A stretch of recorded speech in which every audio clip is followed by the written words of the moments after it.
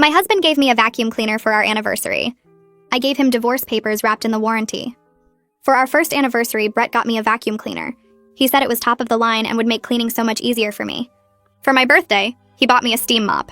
Christmas brought a new washing machine because the old one took too long and his shirts weren't getting clean enough. Valentine's Day was a set of organizing bins for the pantry so I could find ingredients faster when cooking his meals. Every special occasion, every celebration, another household item wrapped in a bow. His gifts to himself, meanwhile, were different. A new gaming computer, season tickets to see his team, that motorcycle he'd always wanted, expensive whiskey collections. But for me, always something to make my housework more efficient. His mother thought it was wonderful. "Brett's so practical," she'd say. "He knows what you really need." His friends agreed. "You're lucky he pays attention to what would help around the house." Even my own sister said I was being ungrateful when I complained. At least he remembers occasions. So when our 5th anniversary approached, I knew exactly what was coming. I'd heard him on the phone with his brother. "Yeah, I'm getting Emma one of those robot vacuums. She'll love not having to vacuum anymore. Except I'd still be the one emptying it, cleaning the brushes, troubleshooting when it got stuck. Just like I maintained all his previous gifts. But this year, I was ready. 3 weeks before our anniversary, I started my plan. I opened a separate bank account and moved half our savings into it. I hired movers for a specific date. I found an apartment across town, and I started documenting everything. Not for court or social media, but for one very specific purpose. The morning of our anniversary, Brett was practically bouncing with excitement. We were having dinner at his parents' house to celebrate. The whole family would be there. "I got you something amazing this year," he kept saying. "Something that'll change your life." That afternoon, while Brett was at work, I executed everything. The movers came and took exactly half of everything. Half the furniture, half the kitchen items, half the electronics. But here's the thing. I only took my half. Every single household gift he'd ever given me stayed behind. The vacuum, the mop, the washing machine, the organizing bins, the slow cooker, the air fryer, the carpet cleaner. All of it, right where it belonged. In his house. I also left him a gift. 5 presents, actually, wrapped beautifully and placed on the dining room table. Each one labeled with a year of our marriage. Then I went to his parents' house early. His mother let me in, chattering about how excited she was to see what practical gift Brett had chosen this year. The whole family was gathering.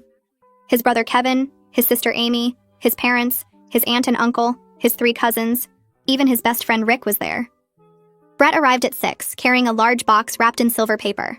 The robot vacuum, right on schedule. "Where's Emma?" he asked, looking around.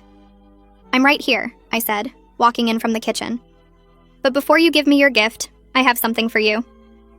It's at the house. I left you 5 presents on the dining room table." Brett looked confused but intrigued. 5 presents? "1 for each year of our marriage," I explained. "I thought it was time I gave you something as practical as what you've been giving me." His mother clapped. "How thoughtful." "Brett, you should open them now. We can wait for dinner." Brett called his brother to drive him home since he'd been drinking. 20 minutes later, my phone started exploding with texts. But I didn't need to read them. I knew what he'd found. The first box contained divorce papers. The second box held a list of every household gift he'd given me, with the hours I'd spent using and maintaining them calculated out. 2,847 hours over 5 years. The third box had printed screenshots of his purchases for himself during our marriage. $73,000 on hobbies and toys. The fourth box contained a single key, the key to the apartment he no longer knew I'd rented. The fifth and largest box held a note. "Happy anniversary, Brett. I've left you all the gifts you gave me over the years. Now you can discover how much easier they make your life. The vacuum is in the closet. The mop is in the laundry room. The washing machine is all yours. The organizing bins are ready for you to fill. Every practical thing you thought I needed is now exactly where it belongs. With you. Enjoy maintaining them yourself." His family was staring at me in stunned silence when Brett burst back through the door, Kevin trailing behind him. His face was bright red and he was breathing like he'd run up a flight of stairs. His phone was gripped, so tight in his hand that his knuckles looked white. Kevin stood behind him looking like he wanted to be anywhere else in the world.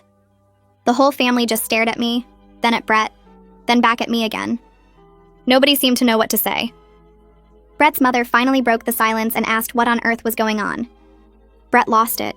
He started yelling about how I'd moved out while he was at work, about how I'd left him divorce papers wrapped up like a present, about how I'd taken half of everything and abandoned him on our anniversary. The room exploded with noise. His aunt gasped. His cousins started talking all at once. His mother put her hand over her mouth. I stayed right where I was on the couch. My heart was pounding so hard I could feel it in my ears, but somehow I felt really calm on the outside. Brett kept waving his phone around, probably showing them pictures of the empty house and the boxes I'd left on the table. His mother turned to look at me with this expression like I'd just kicked a puppy. She asked me how I could do something so cruel to her son. I told her I'd left Brett exactly what he'd been giving me for 5 years, practical items he needs to maintain his household. She jumped right in to defend him. She said Brett had always been so thoughtful and generous with his gifts, that he really cared about making my life easier. But while she was talking, I noticed Amy watching me from across the room. She had this weird look on her face, not angry or shocked like everyone else, more like she was thinking really hard about something. Brett started demanding answers. He wanted to know how I could humiliate him like this in front of his entire family. I pointed out that he was the one who insisted we have our anniversary dinner here with everyone present. I would have been perfectly happy to handle this privately. But he made it public by bringing me here, so he could show off his latest practical gift in front of everyone. That seemed to make him even more mad. Rick stood up quietly and headed for the door. He mumbled something about needing to go and practically ran out of the house. Brett's father cleared his throat and suggested that maybe everyone should calm down. He said we should discuss this like rational adults. But Brett was too worked up to listen. He kept asking me over and over how long I'd been planning this betrayal. When did I decide to stab him in the back? How could I be so sneaky and dishonest? I pulled out my phone and told everyone I had a spreadsheet. It showed every single gift Brett had given me over 5 years. Right next to it was every gift he'd bought for himself during the same time. I offered to show it to anyone who wanted to see. Amy suddenly said she'd like to see it. Her mother shot her this really sharp look, but Amy just ignored it and kept looking at me. Brett's mother jumped back in. She said that providing for a household is what marriage is all about. That I should be grateful Brett thought about making my responsibilities easier. That a good wife appreciates practical help. I looked right at her and said that a husband should be a partner, not a boss who assigns his employee more efficient tools to do her job as his unpaid housekeeper. The room got really quiet after that. Kevin tried to step in and mediate. He said maybe everyone should take a break. Talk about this tomorrow when people weren't so emotional. But Brett spun around and got right in his brother's face. He asked Kevin whose side he was on. Was he really going to let me get away with this? Kevin looked miserable. He mumbled something about not taking sides and stared down at the floor. Amy stood up. She announced that she wanted to hear more about the 2,847 hours I'd calculated. She said that number seemed really significant and she was curious about it. Her husband reached over and tried to shush her. He told her this wasn't the time, but Amy shook him off and told him she wanted to know. She sat back down and crossed her arms, waiting for me to explain. So I walked them through my methodology. I told them I'd tracked every single hour I spent vacuuming, mopping, doing laundry, organizing the pantry, and cooking meals over the past 5 years. I used the gifts Brett gave me as markers. Like when he gave me the vacuum, that's when vacuuming became my job instead of something we shared. When he gave me the organizing bins, that's when managing the pantry became my responsibility. I added up all those hours across 5 years. The room got very quiet as I explained. 2,847 hours of household labor. That equals about 71 full work weeks, almost a year and a half of full-time work that I did for free while Brett spent $73,000 on motorcycles and gaming computers and season tickets for himself. Brett's father cleared his throat and raised one hand like he was trying to calm everyone down. He said maybe both sides had good points here, and perhaps Brett and I should talk about this privately without the whole family watching. Before I could respond, Brett's mother cut in and said absolutely not. She pointed at me and said I was being dramatic and unreasonable about the whole thing. Her generation didn't complain about household duties, she said. They just did what needed to be done without making a scene. I stayed seated on the couch and kept my voice level when I told her that her generation also didn't have husbands spending $73,000 on motorcycles and gaming equipment while giving their wives mops for Valentine's Day. Amy made this sound that was half laugh, half cough, and when her mother whipped around to glare at her, Amy covered her mouth with her hand and stared at the floor. Kevin shifted his weight from one foot to the other and looked like he wanted to disappear into the carpet. Brett's father opened his mouth like he might say something else, but then closed it again and just shook his head. Brett finally spoke up from where he stood near the doorway. He asked me what I actually wanted from all this. His voice sounded tired instead of angry now, and he spread his hands out like he genuinely didn't understand. I looked right at him and said I wanted a divorce. I wanted my fair share of our assets. And I wanted him to understand that I'm a person, not household staff, but I wasn't holding my breath on that last part. The room went completely silent for about 3 seconds. Then his mother exploded. She called me selfish and said I was throwing away a good marriage over material things. She said Brett worked hard to provide for me, and this was how I repaid him. I turned to look at her and kept my voice steady when I corrected her. I told her I was leaving because Brett had spent 5 years showing me exactly how little he valued me as a person, and I finally started believing him. When someone shows you who they are, you should listen. Brett's mother opened her mouth to respond, but Amy suddenly stood up. She said she needed to talk to me privately in the kitchen right now. Her mother immediately protested and said this wasn't the time for private conversations. But Amy was already walking toward the kitchen, and she looked back at me with this urgent expression on her face. I got up and followed her, leaving Brett and his family in the living room behind us. I could hear Brett's mother saying something sharp, but Amy had already pushed through the kitchen door. Once we were alone in the kitchen, Amy leaned back against the counter and wrapped her arms around herself. She looked at me and said quietly that she got a bread maker for her last anniversary. For her birthday, her husband gave her a new ironing board, because the old one was getting wobbly. She'd been telling herself it was fine because her husband was practical too, just like Brett. She said this while staring at the floor, and her voice got smaller with each word. I could see her eyes getting shiny like she might cry, and I realized what I'd done by confronting Brett tonight. I'd cracked something open for Amy that she wasn't ready to face yet. I pulled out my phone and opened a new contact entry. I gave Amy my new phone number and told her she could call me anytime if she wanted to talk. I didn't push or ask questions because I could see she was overwhelmed and trying not to fall apart right there in her mother's kitchen. She nodded and saved the number in her phone with shaking hands. We stood there for another minute not saying anything, and then Amy took a deep breath and said we should probably go back out there. When we returned to the living room, Brett was sitting on the couch with his head in his hands. His mother sat next to him with one hand on his shoulder, and she looked up at me with pure hatred in her eyes. Kevin and his father were talking quietly by the window. The aunt and uncle and cousins had moved to the far side of the room and were pretending to look at family photos on the wall. I walked to the center of the room and announced that I was leaving now. I said Brett could contact me through my attorney for anything related to the divorce.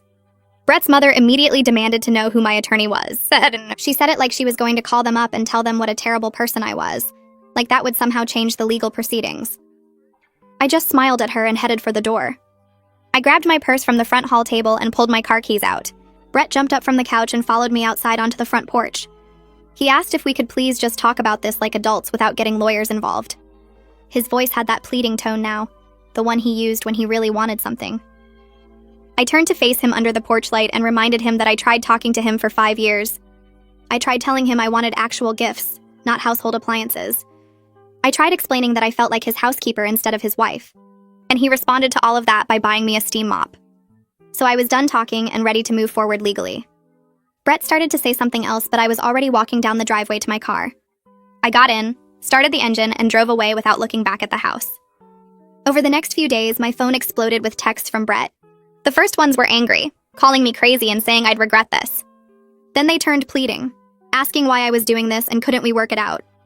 Then confused, like he genuinely didn't understand what he'd done wrong.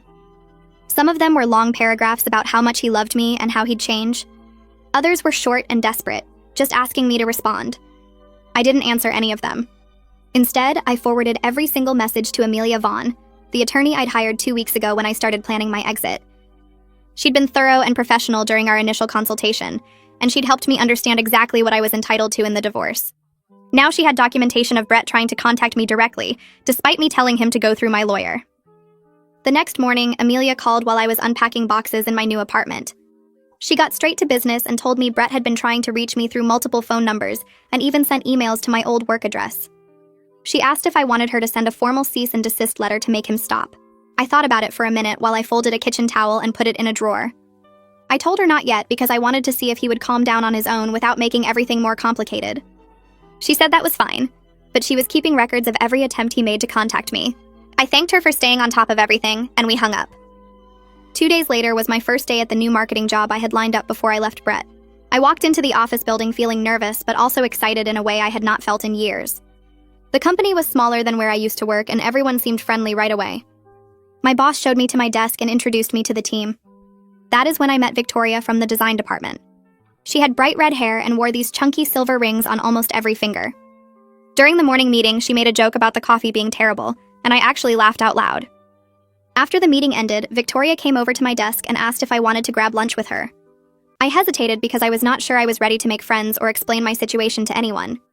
But she had this warm smile and she said the sandwich place down the street was way better than the cafeteria. So I agreed. We walked to the sandwich shop and ordered at the counter. Victoria got turkey and I got chicken salad. We sat by the window and she asked me the normal questions about where I was from and how long I had been in town. Then she asked if I had just moved because she noticed my address on the employee paperwork was really recent. I do not know why, but I just started talking. Maybe it was because she was a stranger and it felt safe. Maybe it was because I had been holding everything in for so long. I told her the whole story while we ate our sandwiches. The vacuum cleaner for our first anniversary. The steam mop for my birthday. The 5 years of household gifts while Brett bought himself motorcycles and gaming computers. The divorce papers wrapped in boxes on our anniversary. Victoria listened without interrupting, and when I finished, she wiped her mouth with a napkin and said her ex-husband gave her a gym membership for Christmas one year. She said he told her it would help her get back in shape after having their baby. She said she filed for divorce 4 months later. We sat there for a minute not saying anything, and then we both started laughing. Not funny laughing, but the kind of laughing you do when you realize you are not alone in something awful. When we got back to the office, I felt lighter than I had in weeks. That evening, Amelia sent me an email with a long list of assets we needed to document for the divorce proceedings. I opened the attachment and stared at all the categories: retirement accounts, stock options, investment portfolios, property values. I realized I had no idea what Brett actually made or what accounts he might have. For 5 years, I managed the household and paid the bills from our joint checking account while Brett handled everything else. He said he was better with money, and I trusted him. Now I was seeing how that left me with no information and no control. I spent the next 3 hours going through old bank statements and credit card bills that I could still access online. The joint account showed normal stuff like groceries and utilities, but then I found another credit card that was only in Brett's name. I clicked through the statements and my stomach dropped. Charges for expensive dinners at restaurants I had never been to. Bar tabs for hundreds of dollars. Hotel rooms. A weekend trip to Vegas that he told me was a work conference.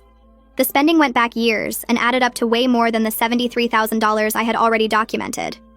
I took screenshots of everything and sent them to Amelia with a short message asking if this was normal.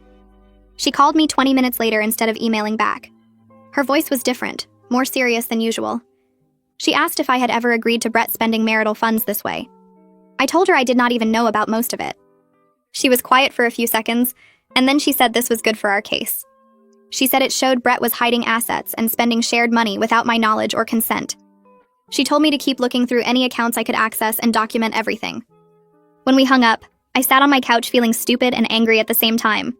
How had I not known about any of this? The next afternoon, my phone rang with a number I did not recognize. I almost did not answer, but something made me pick up. It was Brett's mother. I was surprised because I did not think she had my new number. Before I could even say hello, she launched into this whole speech about how I was destroying her son and tearing apart the family. She said I should be ashamed of myself for the embarrassment I caused at the anniversary dinner. She asked if I even cared about what people were saying or how Brett was suffering. I let her talk without interrupting. She went on for probably 5 minutes, her voice getting higher and more upset. When she finally stopped to take a breath, I said very calmly that Brett destroyed our marriage by treating me like an appliance instead of a wife. I said if the family was embarrassed, they should ask themselves why they encouraged his behavior for 5 years. She made this sputtering sound like she could not believe I had just said that. Then she hung up on me. I immediately went into my phone settings and blocked her number. At work the next week, I discovered something surprising. I was actually good at marketing strategy when I was not completely exhausted from maintaining an entire household by myself. My boss asked me to look at a campaign proposal and give my thoughts. I spent an hour reviewing it and wrote up a detailed analysis with suggestions for improvement. When I sent it to him, he came to my desk 15 minutes later and said my ideas were exactly what the campaign needed. He said he was impressed with my strategic thinking. I felt this little spark of pride that I had not felt in years. That Friday, Victoria stopped by my desk and asked if I wanted to come to her book club that night. I almost said no automatically. For 5 years, I always rushed home after work to make dinner and do laundry and keep the house running. But then I realized I had no reason to rush home anymore. My apartment was small and clean, and there was no one waiting for me to cook their meal. So I told Victoria yes. That evening, I sat in a living room with 5 women I did not know. We drank wine from actual wine glasses, not the cheap ones Brett always bought. We talked about a novel I had actually had time to read over the past week. One woman made a joke about the main character and everyone laughed. Another woman asked what I thought about the ending, and people actually listened when I answered. I looked around at these women drinking wine and discussing a book on a Friday night, and I realized this was what I had been missing. Not the book club specifically, but the feeling of having my own life, of spending time on things that had nothing to do with household management or making someone else comfortable. When I left that night and drove back to my apartment, I felt something I had not felt in a long time. I felt like myself. The woman sitting next to me on the couch set down her wine glass and said she got divorced 3 years ago. Another woman across the room looked up from the book and said she'd been divorced for 5 years. A third woman laughed and said she was currently separated and the papers would be final next month. The fourth woman, the one who'd made the joke earlier, said her divorce was 6 years behind her and she'd never been happier. I sat there holding my wine glass and realized I wasn't alone in this. These women had all reached a point where they decided they deserved better treatment, and they'd actually done something about it. They were sitting here drinking wine and talking about books and living their lives. The conversation shifted to divorce stories, and I mostly listened. One woman talked about her ex-husband who expected dinner on the table every night at 6, but never once cooked a meal himself. Another described how her ex would buy himself new golf clubs while complaining they couldn't afford her gym membership. They weren't bitter or angry anymore. They were just matter-of-fact about what had happened and why they'd left. When I got home that night, I felt lighter somehow, like I'd found proof that leaving was the right choice. 3 days later, my phone rang while I was making dinner in my apartment. It was my landlord. He asked if I knew a Brett Morrison who was downstairs in the lobby demanding to see me. My stomach dropped, but I kept my voice calm and told him yes, that was my soon-to-be ex-husband. The landlord asked if I wanted Brett removed from the building. I said yes, that I had a lawyer handling all communication, and Brett was not welcome at my apartment. The landlord said he'd take care of it and hung up. I stood in my kitchen with my phone in my hand and felt my heart racing. Brett had found out where I lived. He'd actually driven over here and tried to get up to my apartment. I called Amelia and left a message about what had just happened. She called back 10 minutes later and said she'd add this to the file and that it was time to have Brett officially served with divorce papers. The next afternoon, Amelia texted me that the process server had delivered the papers to Brett at his office. She said to expect him to contact me and to not respond no matter what he said. I was at my desk at work when my phone started ringing from a number I didn't know. I almost didn't answer, but something made me pick up. Brett's voice came through immediately, loud and angry. He said I'd embarrassed him in front of his entire department by having him served at work. He said people were asking questions and he looked like an idiot. I hung up without saying a word and blocked the number right away. My hands were shaking, but I felt strangely calm. He was upset about being embarrassed at work while I'd spent 5 years being treated like hired help. I went back to reviewing the marketing campaign on my computer screen. That evening, my phone buzzed with a text from Kevin. He asked if I was okay and said he was sorry about everything. I stared at the message for a while before responding. I told him I was fine and thanked him for checking in.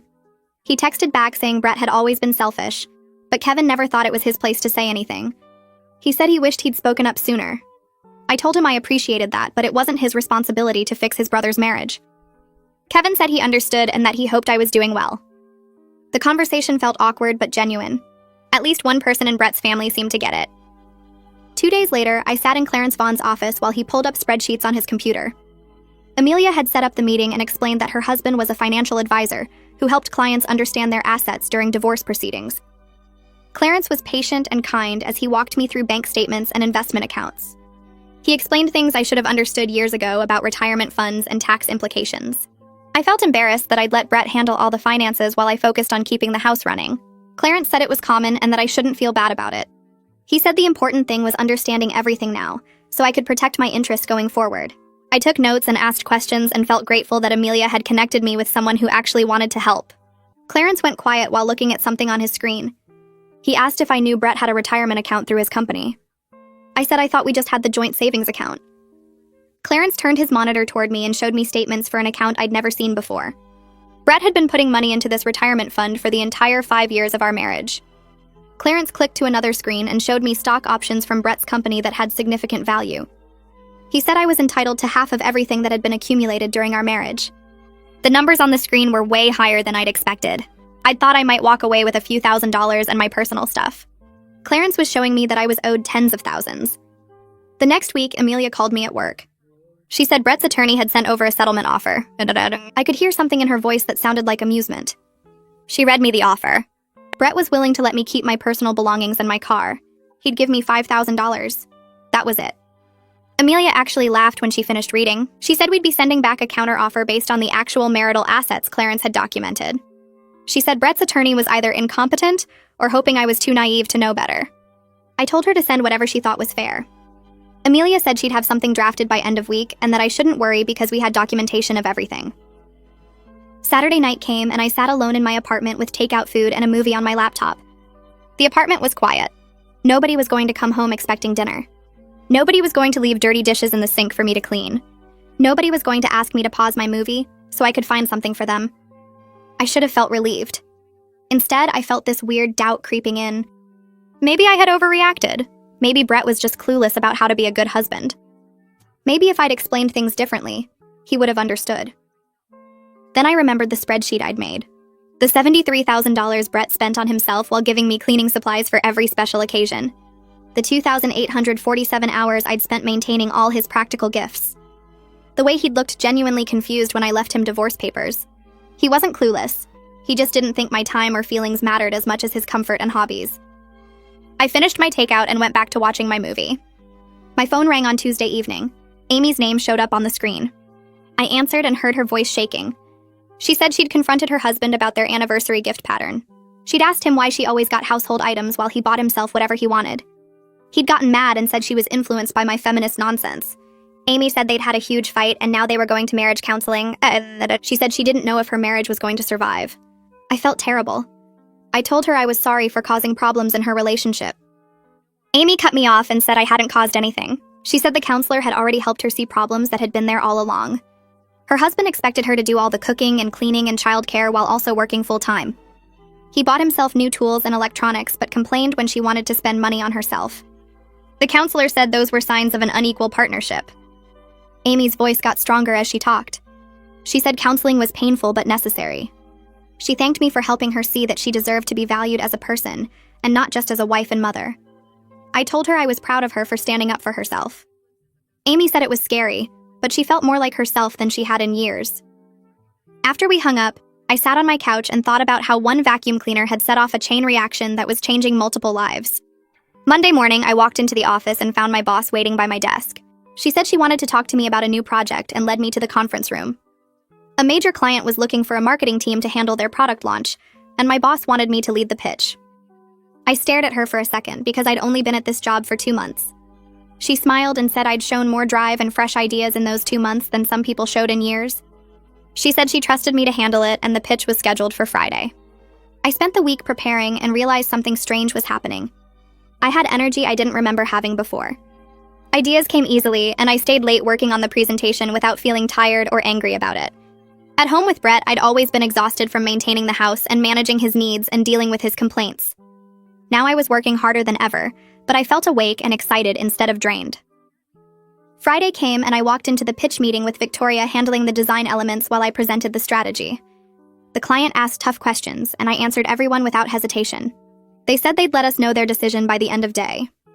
3 hours later, my boss called me into her office and said we got the account. Victoria grabbed my arm in the hallway and insisted we had to celebrate. We went to a restaurant downtown and ordered appetizers and drinks, and I found myself laughing at her stories about previous client disasters.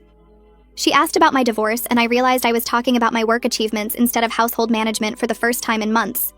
The whole evening felt light and easy, and I drove home thinking about the next phase of the campaign, instead of wondering what mess would be waiting for me. Tuesday morning, Amelia forwarded me an email from Brett's attorney. Brett wanted to try marriage counseling before finalizing the divorce. The email said Brett recognized there were problems, and he was willing to work on them if I'd give him another chance. Amelia's note at the top asked what I wanted to do. I wrote back that counseling would have been great 5 years ago when I first started complaining about the vacuum cleaner and the steam mop. Now I was done talking and ready to move forward with the divorce. Amelia responded within minutes saying she'd send that message to Brett's attorney in more professional language. Thursday afternoon, I was in a meeting reviewing campaign materials when the receptionist called my extension. She said there were people in the lobby demanding to speak with me about a personal emergency. I excused myself and walked out to find Brett's entire family standing there. His mother was in front with Brett's father beside her, and Kevin and Amy hovering behind them looking uncomfortable. Brett's mother started talking loudly about how I needed to stop this divorce nonsense and come home where I belonged. Other people in the lobby were staring, and I felt my face get hot. I said this wasn't the place for this conversation and they needed to leave. She said she wasn't leaving until I agreed to talk sense. I walked to the reception desk and asked the receptionist to call building security. 2 security guards arrived within minutes, and I explained that these people were harassing me about a personal matter. The guards asked Brett's family to leave, and his mother started arguing that they had a right to see me. One guard said they were on private property and needed to exit immediately, or police would be called. Kevin took his mother's arm and pulled her toward the door while the rest of the family followed. Amy looked back at me with an expression I couldn't read before she left. I went straight to my boss's office and apologized for the disruption. She closed the door and asked if I was safe and if I needed help. I explained the divorce situation and the family harassment, and she said the company would support me completely. She said if they showed up again, security had instructions to call police immediately. She also said she'd been through a difficult divorce herself, and she understood how hard it was. I thanked her and went back to work, but my hands were shaking. That evening, I called Amelia and told her what happened. She was quiet for a moment and then said we needed to file for a restraining order. She said the workplace confrontation, combined with all the previous contact attempts and Brett's mother's blocked calls, created a pattern of harassment. She said she'd have the paperwork ready by tomorrow and we'd go to the courthouse. Friday afternoon, we sat in front of a judge while Amelia presented a folder of documentation. Every text from Brett, every call from his mother, every attempt to contact me at home and work, all of it printed out and organized by date. The judge read through it and asked if Brett's family had been informed that I wanted no contact. Amelia said yes and showed the judge copies of her letters to Brett's attorney stating I would only communicate through legal counsel. The judge granted a temporary restraining order requiring Brett and his entire family to stay at least 500 feet from my home and workplace. Brett's attorney called Amelia later that day, and she said he was furious. She told me he'd accused us of trying to manipulate the court, and she'd calmly explained that we were protecting me from harassment that his client's family was committing. The following week, I found a letter in my mailbox at the apartment. It was from Brett's aunt, the one who'd been at the anniversary dinner. She said she'd been thinking about what I said that night about being treated like household staff instead of a partner. She said she was sorry for not speaking up because she'd always thought Brett's gift choices were thoughtless, but she'd convinced herself it wasn't her business. She said watching me walk away that night had made her think about her own marriage and the things she'd been accepting for years. She wasn't excusing Brett's behavior, but she wanted me to know that at least one person in his family understood why I left. I read the letter twice and then put it in a drawer. It was kind of her to reach out, but it didn't change anything about my decision. 3 weeks later, I sat in a conference room at Amelia's office for the divorce mediation session. Brett and his attorney were on one side of the table, and Amelia and I were on the other. Brett looked terrible. He'd lost weight and had dark circles under his eyes, and his shirt looked wrinkled like he'd slept in it. Part of me felt bad seeing him like that until he opened his mouth. The mediator introduced herself and explained the process and asked if everyone was ready to begin. Brett's attorney said they were ready, and Amelia said we were too. The mediator turned to Brett and asked him to start by explaining his perspective on the marriage and what he thought was fair. Brett leaned forward and asked if I was really going to destroy him financially over some household gifts. His voice was angry and bitter, and I felt Amelia tense beside me. I said calmly that I wasn't destroying anyone. I was claiming my legal share of marital assets, and if he felt destroyed, it was because he'd spent 5 years taking me for granted while spending our money on himself. His attorney put a hand on Brett's arm and whispered something, but Brett ignored him. The mediator asked Brett to explain what he meant about household gifts, and he said he'd been trying to be a good husband by helping me be more efficient with household tasks. He said he'd spent good money on quality appliances that made my life easier, and he didn't understand why I was so angry about it. Amelia kicked me under the table because I'd started to smile at the absurdity of what I was hearing. Brett genuinely seemed to believe that buying me cleaning supplies while he bought himself motorcycles and gaming equipment was him being helpful. The mediator asked if he understood that his wife might have wanted different kinds of gifts for special occasions, and Brett said he'd been practical and focused on what we actually needed. I couldn't stay quiet anymore, and said what we'd actually needed was a partner who valued me as a person, instead of as unpaid household staff. Brett's attorney jumped in and suggested we take a short break, but the mediator said we should continue. She turned to Brett and asked what he thought a fair settlement would be. Brett said I should take my personal items and my car, and we'd call it even since he'd paid most of the bills during our marriage. Amelia opened her folder and calmly pulled out documentation, showing I'd contributed equally to household income for the first 3 years of our marriage. She showed bank statements and pay stubs and tax returns all organized by year. Then she showed the mediator the email from Brett asking me to go part-time so I could handle more of the housework and cooking. She showed my reduced paychecks after that, and calculated the income I'd given up at Brett's request. The mediator studied the documents and asked Brett's attorney if he'd seen this information before. He admitted he hadn't, and looked at Brett with an expression that suggested they'd be having words later. Amelia started pulling out more documents, showing the mediator the breakdown of household contributions and financial disparities, but Brett kept shaking his head and insisting he'd been responsible with money and thoughtful about gifts. The mediator asked him directly if he could see how spending thousands on himself while giving his wife cleaning supplies might seem unequal, and Brett said he'd bought things he needed and things I needed, and he didn't understand why that was a problem. His attorney looked like he wanted to crawl under the table. Amelia leaned forward and asked Brett if he'd ever asked me what I wanted for our anniversary or birthday, and Brett said he'd paid attention to what would be useful. The mediator let out a long breath and said she thought we should take a break and reconvene in 2 weeks, and that both parties should think seriously about what constitutes a fair settlement under divorce law. Brett's attorney agreed immediately and started packing up his papers. Brett sat there looking confused and angry, like he couldn't understand why everyone wasn't seeing things his way. We filed out of the conference room and Amelia walked me to the elevator.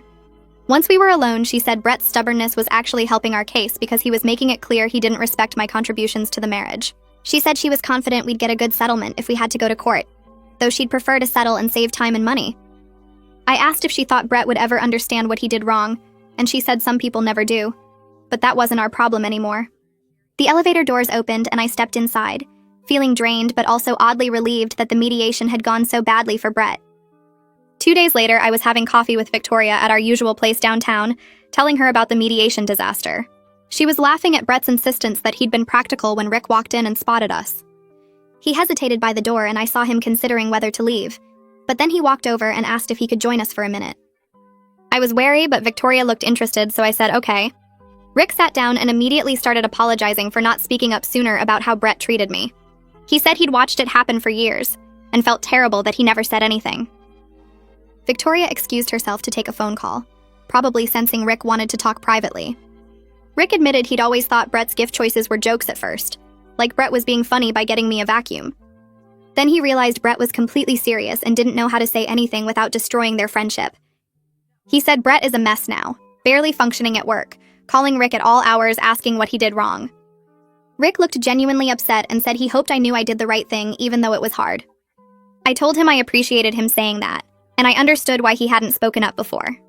Rick said Brett had always been kind of oblivious about other people's feelings, even back in college, but Rick thought marriage would change him.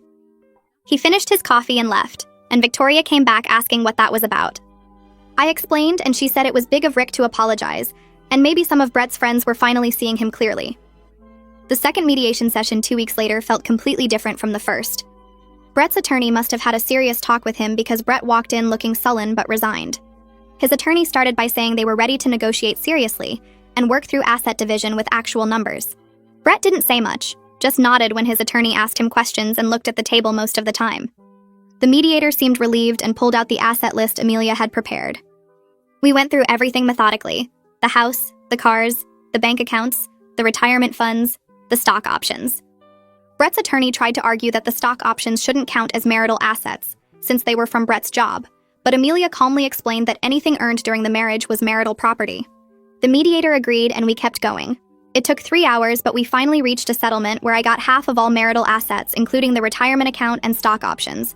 Plus, Brett had to refinance the house to buy out my equity share. It was fair and reasonable, exactly what the law said I was entitled to. I felt relieved even though Brett looked like he was swallowing glass every time he agreed to something. His attorney kept shooting him warning looks whenever Brett seemed like he might object.